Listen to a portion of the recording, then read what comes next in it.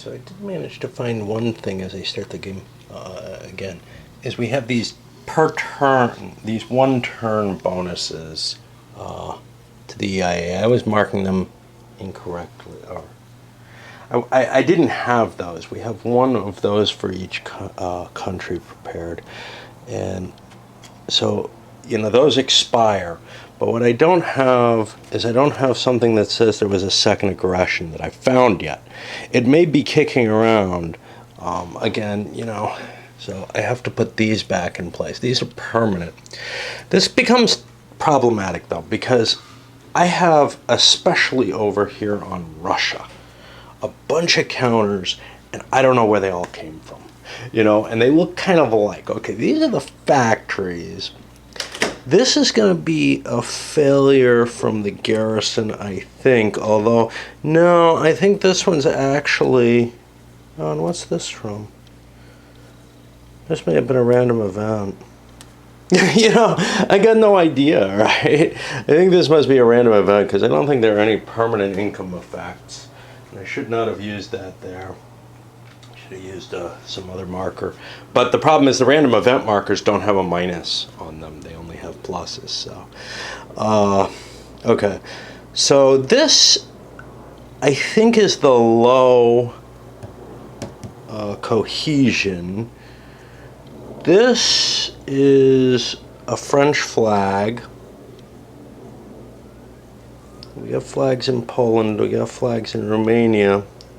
Okay, so let's see. We match the garrison, and we should be +1 from here, which is what this extra one is. Okay, so that's why the Russians have kind of steamrolled up to above 0, actually, in terms of their support. So that's cool. And I'm dealing out the event cards. Germany gets an extra 1 for the second turn after Austria.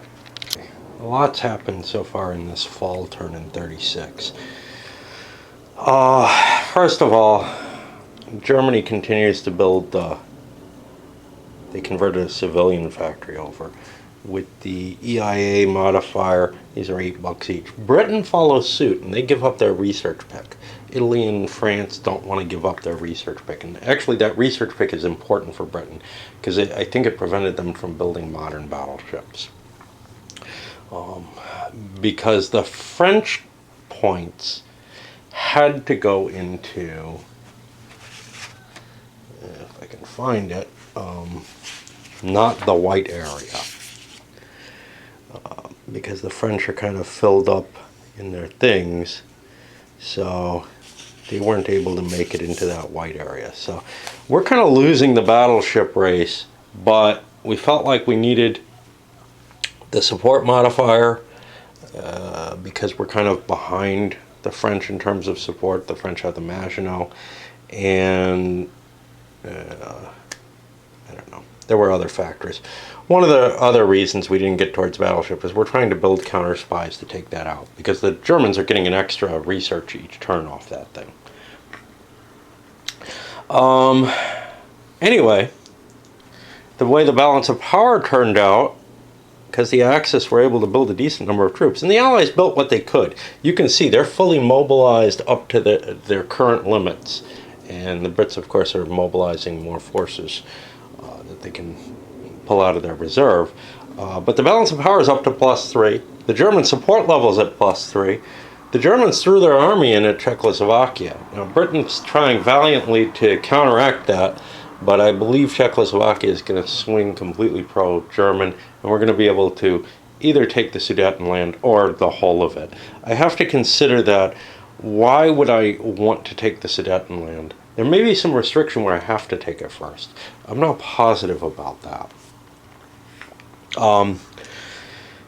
Elsewhere, we have a lot of diplomatic activity going on. The Russians have a great purge, so they basically can't do anything this turn. No diplomacy, almost no research. They get their 1 point. Actually, the research penalty is not that bad. They get 1 point, and that's it.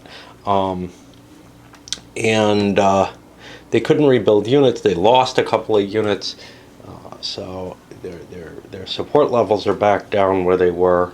And on the bright side, though, the Great Purge gives them more purge points, so they might start reaching some level of cohesion and, you know, be more effective if they can do anything. All right, well, I'll resolve the diplomacy. We're going to see a civil war event in Greece. I know that. Again, it's not marked as a civil war event. It just mentions Greece. But it is, because that's sufficient, apparently. So this is our diplomatic positioning, and the most important place is Czechoslovakia here. I've figured out the totals, and they come out to 2 in favor of Germany, with the balance of power shift, with the support levels approximately equal. Oh, by the way, I was wrong about something. The trade pact in Austria, Germany gets that automatically for conquering Austria. That means if I draw a 3 out of the cup, and I don't know if we have 10 counters in the cup, so I'm going to have to check that. But if I draw a 3 out of the cup, we'd be getting a German, we'd be getting a trigger for the war. And that seems kind of reasonable. But there's one difference. There's trade pact here, here, and here. There's no chance of Czechoslovakia resisting. Of the Allies coming in against Czechoslovakia, because that's -3 more, because the Allies have not done a good job of keeping their factors in place. So there's no reason to try to push it as the Allies. And of course, the war wouldn't happen if the Allies choose not to push the issue, right? It's only if they try to make the issue the trigger for the war that it would happen. And in this case, there's no desire to do so. I can see no reason to demand the Sudetenland. There is a specific indication that you don't have to do so.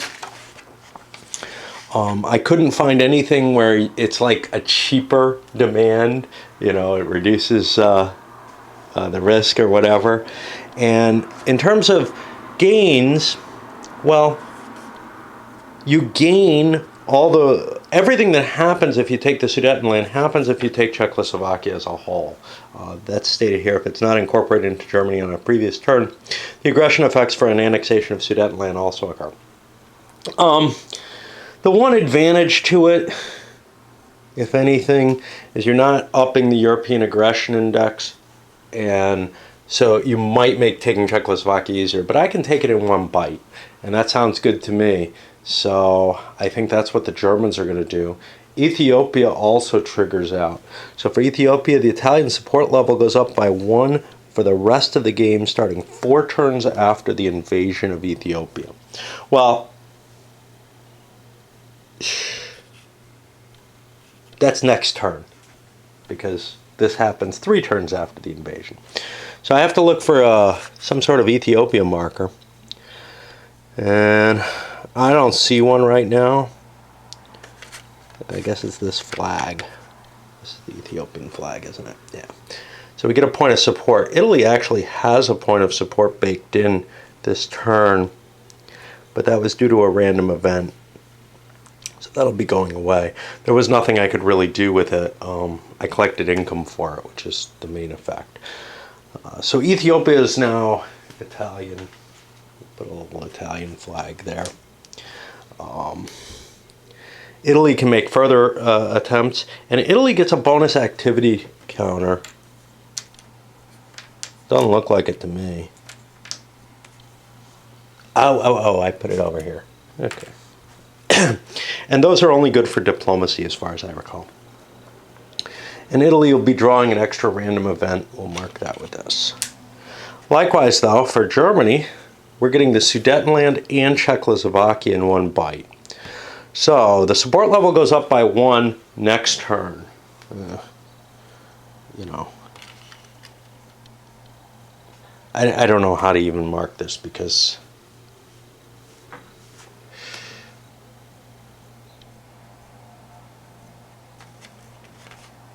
that's these guys. These guys are temporary increases. Okay. Germany gets an additional random event token next turn, or card next turn. The British support level goes up by 1. The French support level goes up by 1. So they should each get a marker. If I can dig them out of these piles. Some of these markers, of course, don't exist.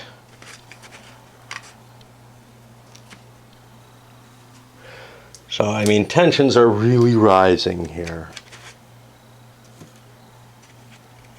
for the next turn.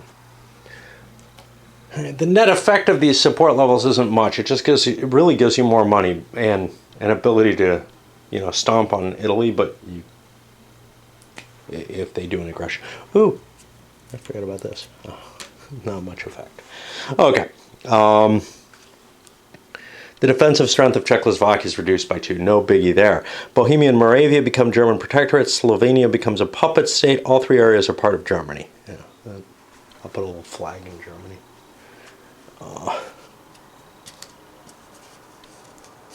In Czechoslovakia. We're going to get an activity marker for Czechoslovakia. We draw an additional random event for each of the next 2 turns. Now, I don't know if what that's supposed to mean is I get 2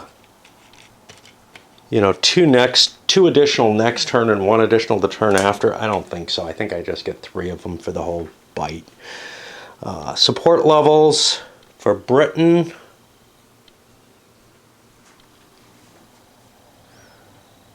And France are increased.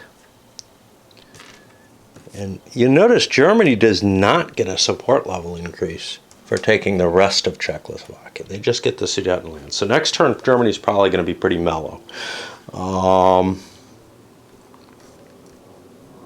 Britain and France, I believe, each get an activity counter for Czechoslovakia.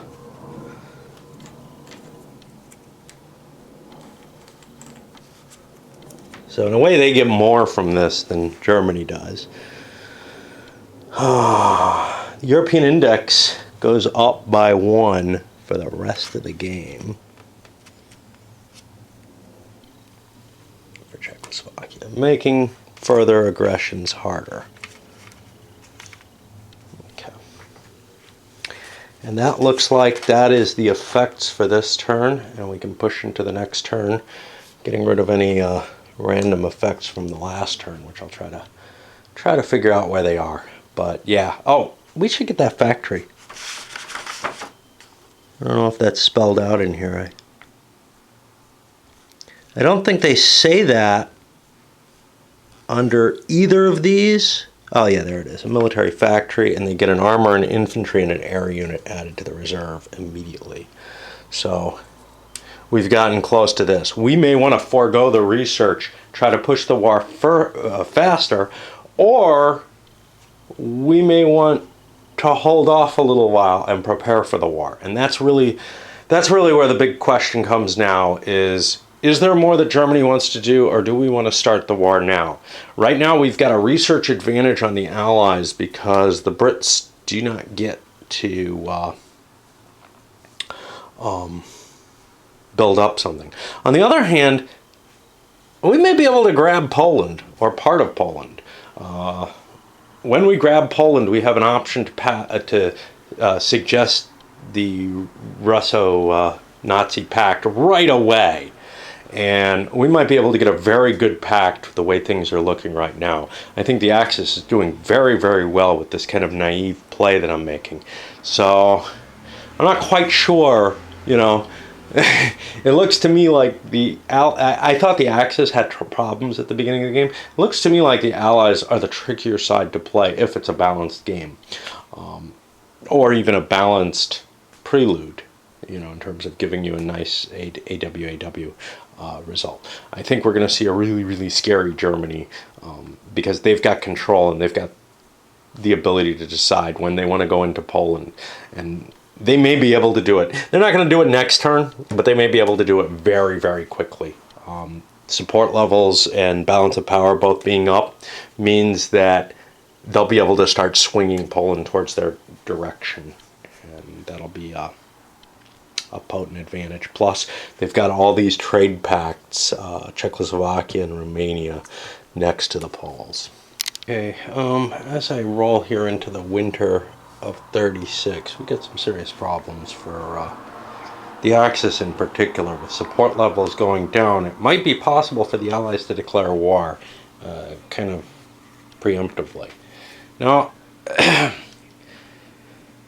there's a problem with that, which is that I think the Allies are doing very poorly if we schedule out the victory points. But on the other hand, I think it's to their best advantage in a world at war to declare war early, because U.S. entry is factored in to a large extent, from what I can tell, just from the point where the war actually starts. So if the war starts in 36, we're fine. Of course, the Japanese aren't going to enter the war in the U.S. Pacific until 39, no matter what happens. But, you know, meanwhile, all kind of exciting stuff's happening in Asia, but we're not paying any attention to any of that. And yes, I do think it's exciting, and I do think there's some really key choices as to whom to invade and such not. I've gone into that. But anyway, what we've run into here is a rules issue, where I think I've been neglecting to do something which I could do because I can't find the role for it. So under research allocations, you get this basic research, then supplemental research points. And it may just be that this, and the way it's worded, I interpreted differently the first time I played, and now I'm looking at it differently. But subject to 15.22a, each turn, each major power may use one activity counter to supplement its basic research allocation. 15.22a is a major power that converts an idle factory to civilian use, adds a +1 activity counter, which may be used for research in addition to the one other. Okay, yeah, so it's that last sentence I didn't read. So everybody's been kind of not buying additional research, and that particularly didn't make sense with the Russians. So my research is actually behind the times. I'm going to leave it as it is. You know, I caught that the first time I played it, then skimming, trying to see what's going on, the way the rules are explained, I saw it as, well, the only way I get that additional is from the research chat. Well, everybody's way behind on their research because of this, and such is life. We're going to be kind of back there. The reason it's particularly interesting is because these party purges say that research or diplomatic expenditure is prohibited, which means they get their base value, I guess. I don't know. Anyway, I'm not going to go back and start replaying. I think we're close to the war starting, actually. So, screw it, man. We make mistakes in everything. And it's hard not to in this game just because of the way the rules are presented. Not just because there's such a bitch to deal with. And then, you know, a couple of really hidden items become hard. It's because everything's kind of a hidden item, so you just never know if you're playing it right. The biggest difference with the balance of, with the shift in, you know, being able to play an activity counter for the research without the research counter is people are no longer afraid of losing their research counter so much. So the Italians actually upped a factory, the French threw their factory into play. The Germans aren't allowed to militarize, or the Russians aren't allowed to militarize any more factories till they hit full cohesion, and that's a long ways away. We're seeing a lot of units being built here, and I actually had forgotten, and I don't know how big a deal it is. It probably, you know, at most it counted as a point or something. See, I forgot some of the markers to place these down as I hit certain research results. Again, when you hit result, it's not clear what you're supposed to do. So if you don't look it up, if you just speed by it, it's not obvious. So for example, you know, the armors do go here because there's counters for them. And presumably that's noted, I don't know, in the research results. I'm not sure. Let's see what we got here. So I gotta find it. Yeah, so for example here, naval resource, it says these do generate a marker in the portion, but like battleship design is not in there. So then these do also say they generate a name. So I'm guessing it's all actually spelled out in the rules. It's just, you know, it's hard to remember to look these things up as you're doing them. And it's not like I wasn't vaguely aware. So, for example, the German U-boat didn't get in here, but the ASW did. Whatever, you know. But the net effect is we're still at a 3 balance of power after it, including additional builds. I've had to sweep the Russian units out of the active units box. I'm just keeping track of them on the garrisons box. There's not enough counters once the reserves start being converted over. And I converted a bunch of reserves, not having money for research, or not having space to do research in. I'm not sure how much money the Russians can hold, but I assume, I don't know, this is 15, 16, 17, 18, 19, 20. They actually have problems, so I don't think they can carry over because they're back 2 in their support level. And I think either that or income affects how many counters you're allowed to hold. I don't remember which, and I could not find the rule for it. You know, it's vaguely in the back of my head that there's something like that, and I've been right about those things quite often. It's actually when I try to check the rules and double check them and everything that I come up with some different interpretation than I had originally. At least about half the time. Half the time I end up improving my understanding. So, you know, whatever. The game is just not set up to be able to. It's not designed to facilitate correct play. You know, the rule book is not a good reference, in addition to not being a good rule book. And the charts are not well designed either. Which is why, of course, somebody made new ones online. And it was, you know, given some kind of official imprimatur. Yeah, why didn't that happen, you know, before production? It took getting it into a couple people's hands, one play or something, to say these are useless. Right? This is still going on. I don't know if I reached any results that matter here. The Allies did not get to their counterintelligence results, so they're still losing. They're still giving research to the Germans, essentially. I don't know what else to say. You know, I'm in this crazy situation where I just don't know whether or not, you know, starting it now makes sense. I can figure out whether it makes sense from victory points in Gathering Storm, but I don't know if that translates well into what I'm actually trying to do. So I may go more with my gut as to a world at war, and then judge, and then look at what the Gathering Storm victory conditions are. I do have to pay attention, though, and try to see, hey, you know, this turn I'm not going to take Poland because I've got this, I think this is a temporary marker, I don't remember, for this turn that's going to go away, but I've got temporary support markers in France and Britain that are advantageous. And France actually has a hidden one that nobody knows about. I initially set these guys up, but I forgot you can ignore random events if you have more than one. So I tucked those aside. They were bad events for Germany and Italy. And it's kind of a nice thing about being continuously the aggressor, is that you can avoid the bad events. And you see this actually, this kind of mechanism playing out in you know, the real world. You can overshadow, you know, some bad economic results by, you know, having a conquest, creating some foreign affairs situation that just, you know, turns things around. Seeing a lot of navies going out. The Brits finally got their battleship bonus, so they slapped down a couple of new battleships. They pushed their other builds forward, their spring builds, the old battleships. They want to get them out because they matter for the balance of power. But we've got a lead in that already. Yeah, we're barely at the -2 level, though, so we should be pumping some more out because we got to worry. Italy's got a couple of ships here. They laid down another 4-pointer. Whatever. Diplomacy gets us down to this situation. We actually had some diplomatic activity in Spain. You can see the Germans pushing their way into Turkey now with the anti-Comintern, and they cheated. Give them a buck back. They put a marker in there as well. They can't do that if they do the anti-Comintern. It'll chase it away.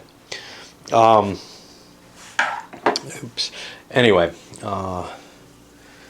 And now Poland is going to become the next anti-Comintern choice. The idea of actually attacking Poland, way out of line. The Allies could attack no matter what. Poland's victory points get thrown into the Allies in that case. The victory points right now favor the Axis. Barely. You know, I don't remember where we end up, but I didn't fully calculate it. But we were within striking range of the marginal victory with all the things that we've taken. So this is like 3, 4, 5, 6 points extra there. And everything else is pretty close. We both have trade pacts with people, etc. So, it might have been to the Axis advantage if the Allies could declared war on them. On the other hand, what I see here is a situation where the Allies might get their only chance for a preemptive war at this early stage in the game. Gathering Storm throws what seems to be a kind of random victory point penalty to you for doing that. First of all, you wouldn't get the extra points for Poland, which you know is why it's going to end up more clearly in an Axis victory. But you also take a penalty equal to 5 minus the current aggression index. I don't know if that penalty works out to be like, some kind of anti-US factor or not. I don't remember seeing something like that in the translation, but,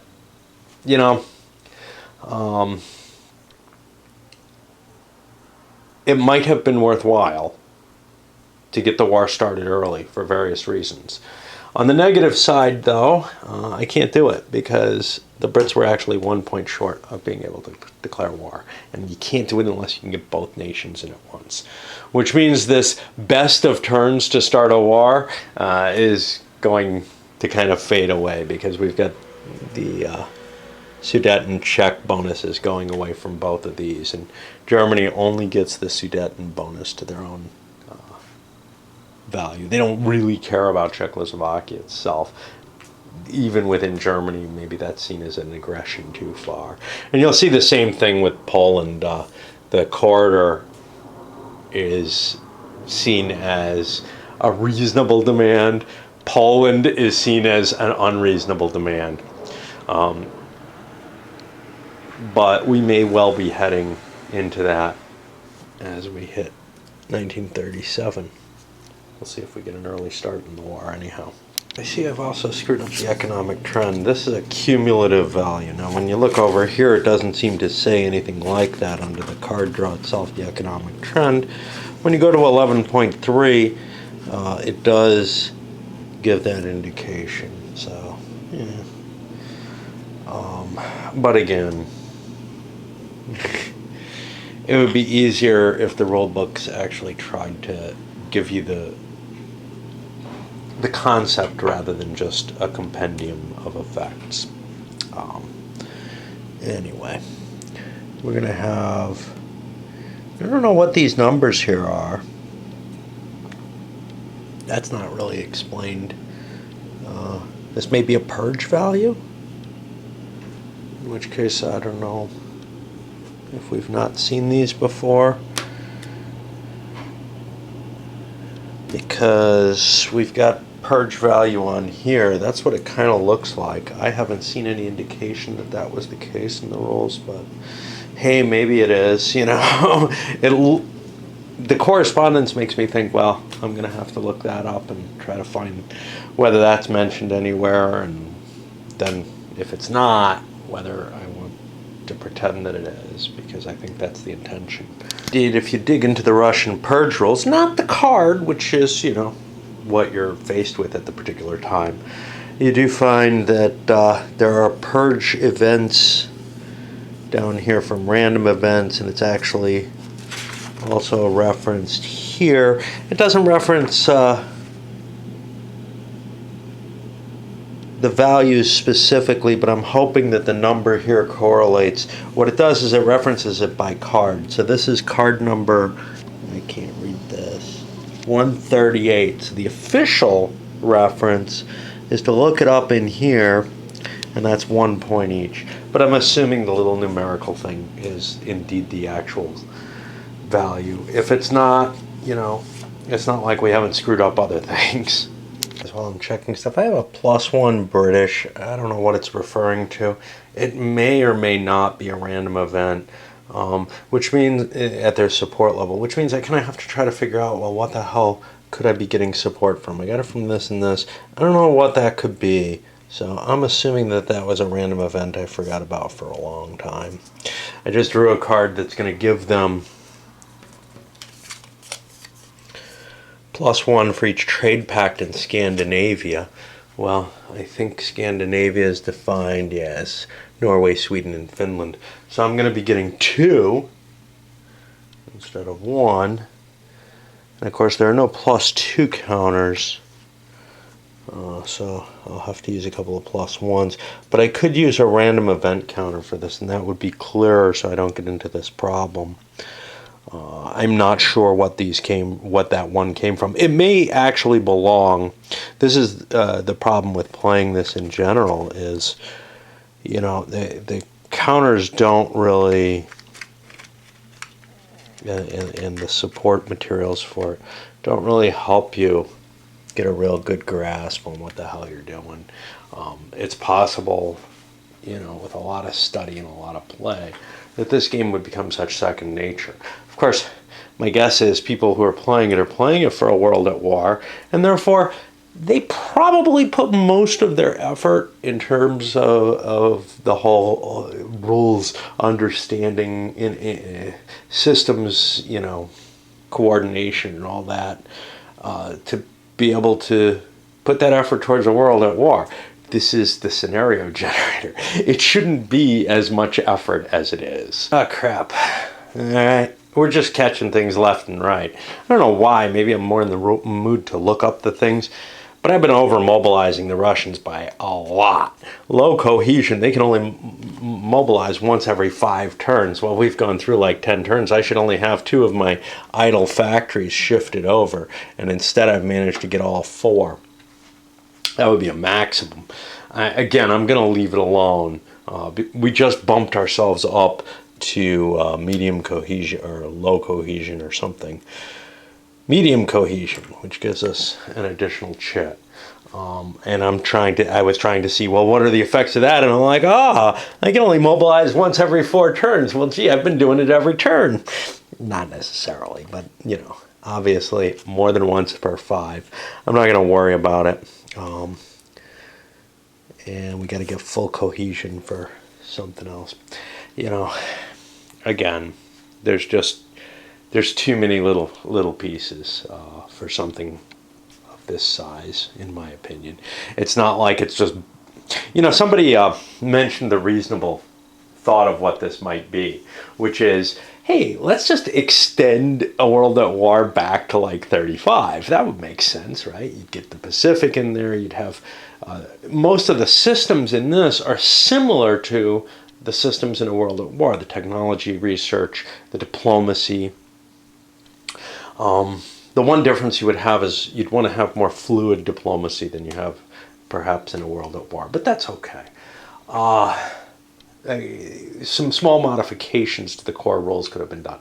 Instead, what was created was this weird, I don't know what to call it. It's like, this almost point placing. It's got a Euro feel to it, and if you're trying to go for the actual victory points to the game, and if you're not, well, the activities still have kind of a Euro feel, but without any of, Euros tend to be not well described in terms of the rules, but man, this takes it to an excessive limit. And here at the end of the Spring 37 turn, basically anyone doing anything, Germany going into Poland, even though they got a lot of points in there, Italy going into Albania, will trigger the war. It's pretty obvious. I'm not sure we see a pathway to not triggering the war by going into Poland, and that makes sense. Germany's grabbed Austria, Czechoslovakia, they've taken the Rhineland, and it's a little iffier to say that an Italian move into Albania would necessarily trigger the war, but honestly, if anything, it's easier to go to war with Italy than it is to go to war with Germany. So I think there's very little, it's very hard for Italy to expand at all, even with this rich positioning that they've gotten themselves into. Maybe with the civil wars, if they happen in the Balkans or something, we'd get some power there. The one remaining question is whether we want to do the Nazi-Soviet pact early. We don't want to go to war right now because we've actually triggered the Western allies into this, wow, you guys have kind of mobilized pretty heavily and don't have a lot of income, whereas I have all these trade pacts, now adding Turkey to it, and Russia's not really a threat in any sort of way. So maybe it's time to be considering, building up a little longer, getting into a better position, doing more research, building, mobilizing more troops, etc. And no real reason to push it at this point. I do want to look at the Nazi-Soviet pact, though, because there are times when it's advantageous to do it. And this may be one of them. I've got a huge advantage over here because of the Great Purge, because of adding Poland from no flags up to a trade pact, where I think the way the points fall on that, it's actually to my advantage to try to do it. I'm not sure if I can do it if I'm not invading Poland, though. I don't know. If I'm not going to do it, I probably want to take the Baltic states, but if I take them, the Russians will never accept a pact. I only have 2 times I can offer it: when I go against Poland or right after the war breaks out. But before the game ends. And then you make a quick calculation, how well are the Germans doing. So I can't make the offer just because the Germans are doing really well right now and Russia's not in great shape. I may actually want to make the pact simply because, or start the war essentially, just because the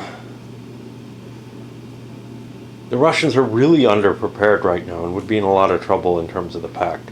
On the other side, though, I do think I can gain some advantages against the Western allies in the research categories, etc. I mean, I can push the war whenever I like, basically. And, if the allies don't want to declare war, that's fine, but they probably do. The purges and the like, and Russia's inability to play diplomacy, although I think they're actually allowed to now. God knows. They have their own little special rule having to do. And I understand the need for this complexity, but having to do with their, if I can find it, because things. So I may have been able to play some diplomacy. I can't find the Russia rules that handle their cohesion. Flipping through this book is just such a bitch. And it's, it's tiny compared to the World at War one. It doesn't, because it doesn't sink in as, oh, I remember reading that, I enjoyed reading that, whatever. It's just this catalog. Anyway, I think they may be allowed to do diplomacy now that they're no longer in low cohesion. Before, they were only allowed to do it in countries that they actually already had a diplomatic chip in. And, when a purge comes up, they weren't, able to do any. So that's how they lost Turkey, basically. But we'll see if they can kind of push their muscle around a little bit. They're also, at some point or another, they're able to remove this French flag. But again, it's just so much to look up for such a tiny little game. The actual gameplay is fairly quick and everything. It's just you're spending all your time trying to look up these special cases. Because if you compare it to a World at War, the meat of a World at War is the military systems. Once you kind of learn them, you've got it. You've got 90% of your playtime. And yes, you will have to make the same kind of lookups in that. When you start doing diplomacy, you got to look at all the charts and try to figure out, well, which country do I want to invest in and what? And it's actually a really, really painful process to do. I didn't mind it, but it tends to be very painful. But with this, there's no downtime from rules lookups. You're just constantly searching through the compendiums. Now, I assume eventually, again, if you play this again and again and again, and not punctuated by Games of a World at War, that it sets up. And if it became like your favorite game or something for some unknown reason, yeah, you could memorize all this stuff. I mean, I've seen people take really awful rules and games and just absolutely memorize what's in them by repeated playing.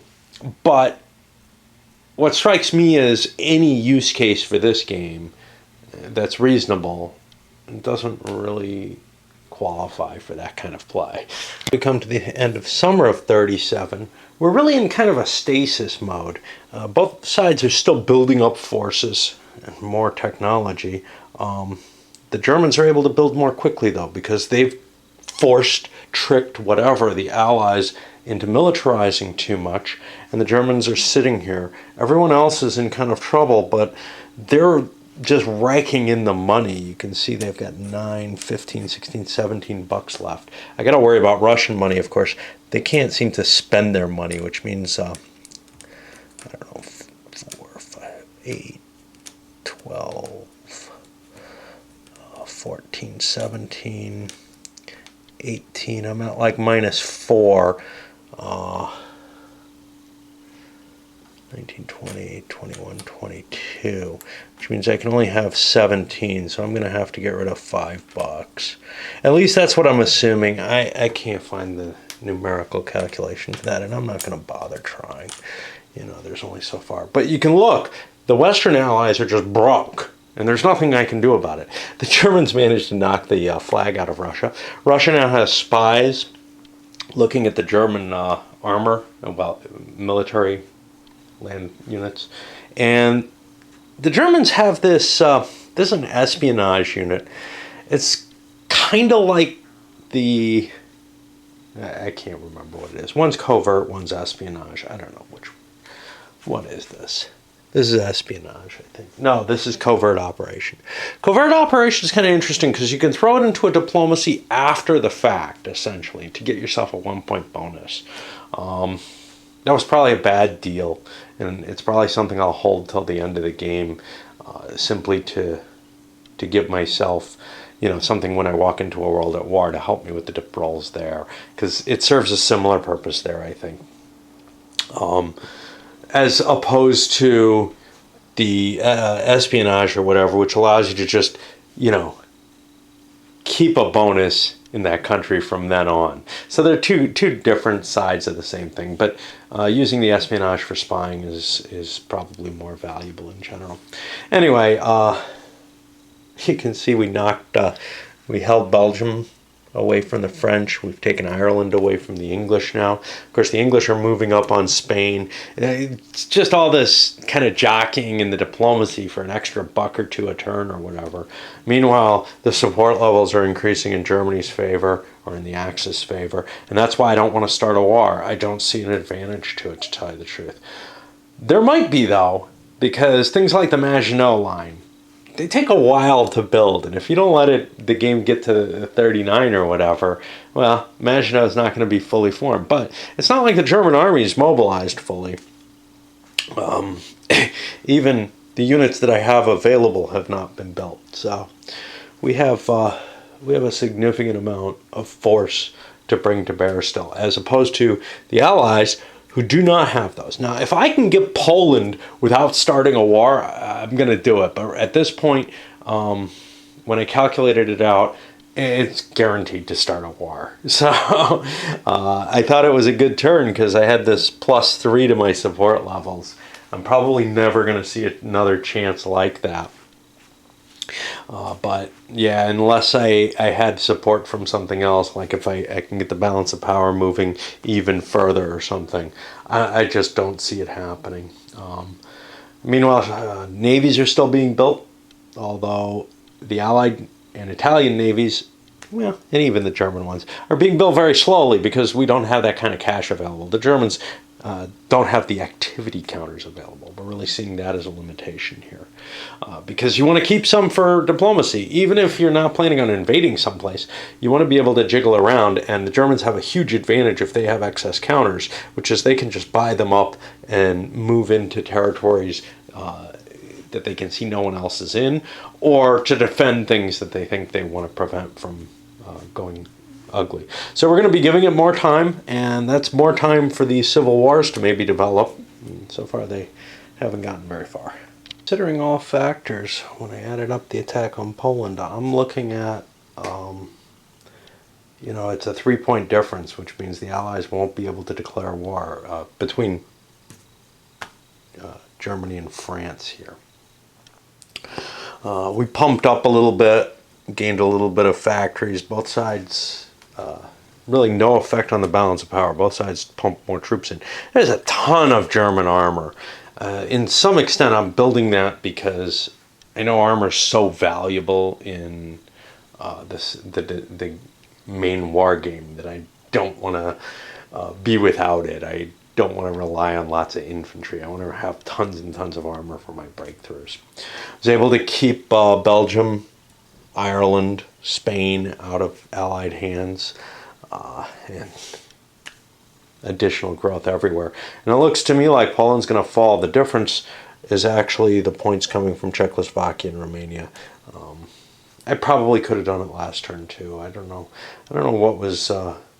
oh no, another factor here is the Italians had an event which kind of hurts them.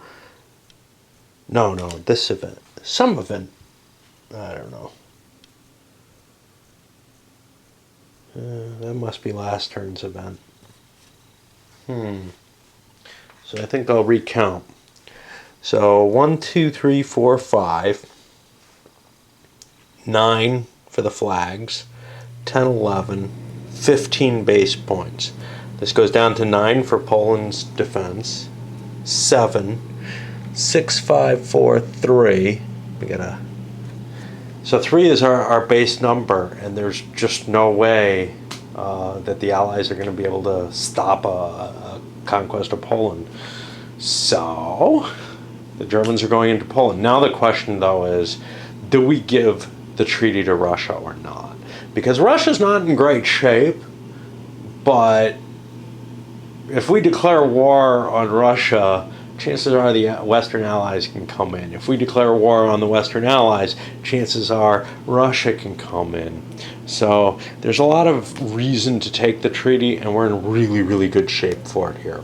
On the other hand, there is some advantage to taking all of Poland and just trying to grind this game out until somebody can declare war. So comparing support levels, including the European Aggression Index for the turn,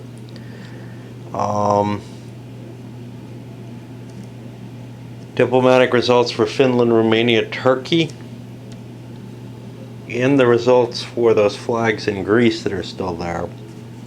No one's at war. It netted out to plus 10 for Russia, or for Germany. Now Russia's going to get 30 points of concessions minus whatever the modifier in favor of Germany is. That comes down to 20. But there's one thing we haven't taken into account yet, which is the value of Poland itself. Poland's defensive value is included in this if we are going after them.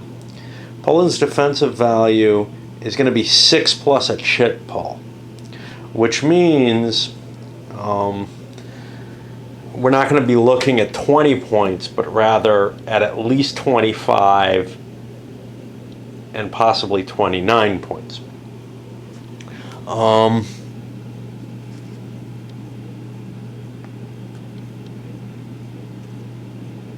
Now here they say the Nazi-Soviet Pact concession level is rounded to the nearest number divisible by 5.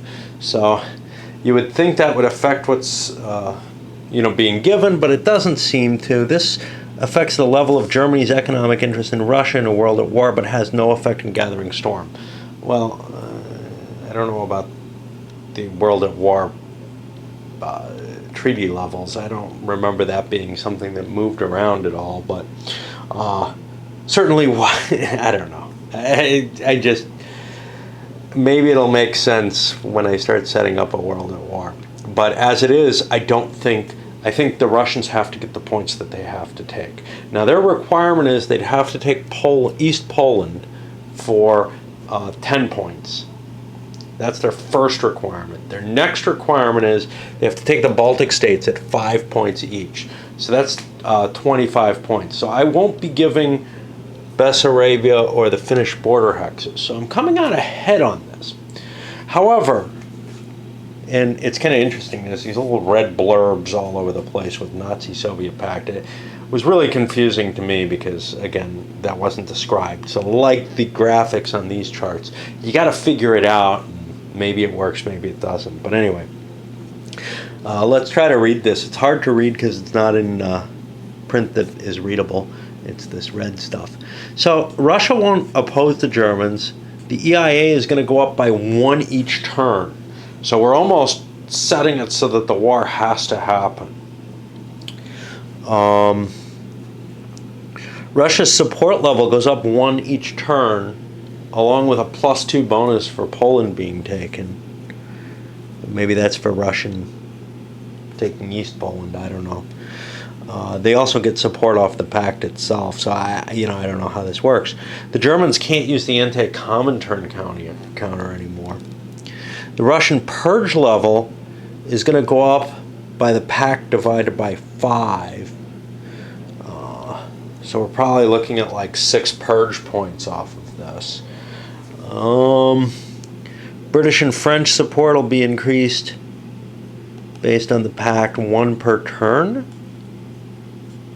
Well, they're increased by +1 for the remainder of the game, starting the turn after the signing of the pact. I don't know what that means. I don't know if that's 1 per turn or they're added 1 and then it's set.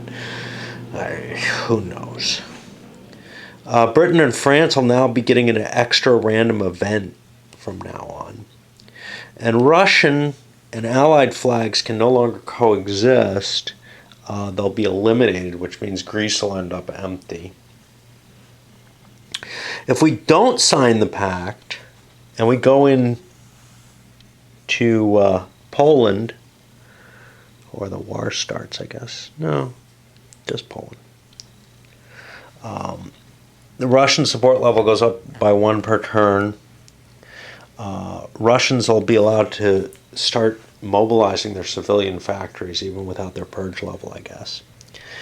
And Russia could declare war in support of Poland, but to do so, they'd have to have a support balance in their favor.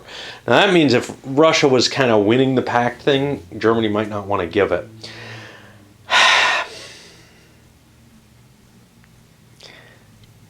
I don't know where to go. I can give Russia the pact, and I give up the Baltic states, which I don't really care about much at all. East Poland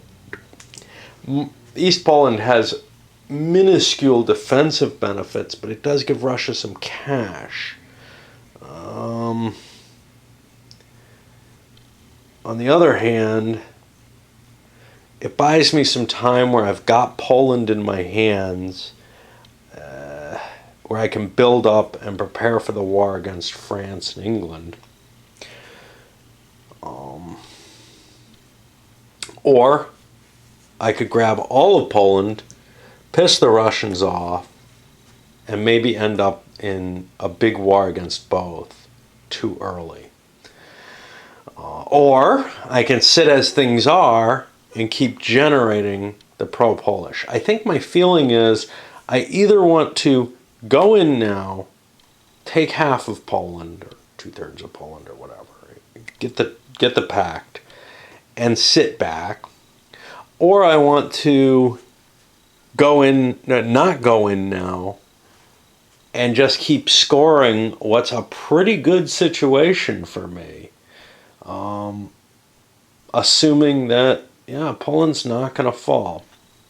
So I'm going to do odds. I go for the pact and go for Poland right now because I may not get another chance. But poor Italy can't get Albania. They feel so terrible about this. Yeah, we're going to hold off and continue as we're going. We think the world just is slated in our favor at this point. And so we're not going to actually make that declaration of war. We're kind of regretting buying that factory that gave us the support that pretty much, because we're right at the border. We're right at that 3-point border. And now our factories are only giving us $6, which is only a little bit more than the French and English civilian factories and the Italians are producing. But on the other hand, we got a lot of units coming in on our production schedule. I guess the biggest thing that I don't like is we're not building up for the Z plan right now. But if we do that, we add to Britain's support. I don't remember what the rules are specifically, but if we build that extra shipyard, I think we give England another point of support, which I don't really want to do. However, I do think that I'm still better off not pushing things any further, because they're not that far from being able to declare war. They're pretty far. I don't know. Maybe I just want to grab it while I can. See, the problem with grabbing it while I can is, one, British and French support levels are increased by +1 for the remainder of the game. Yeah, I think that's just going to be +1. So that puts them each one closer to declaring war on me. And it allows Russia to start gearing up. And that's the biggie, is I'd rather Russia be kept slowed down if I'm not ready for the war yet. I think I want the declaration of war on Poland, like it was historically, to actually trigger the war or be close to triggering it, because I want to hold Russia off for as long as I can. My only worry is that if Russia starts getting cohesion, they can start screwing around with me. If they get to high cohesion, that's when they can start playing diplomacy. They have a lot of money, but not a lot of ability to do research. All right. I think we hold off. That's more or less what we decided. So this pushes forward, and I try to figure out what random events get removed. And I'll load this one up.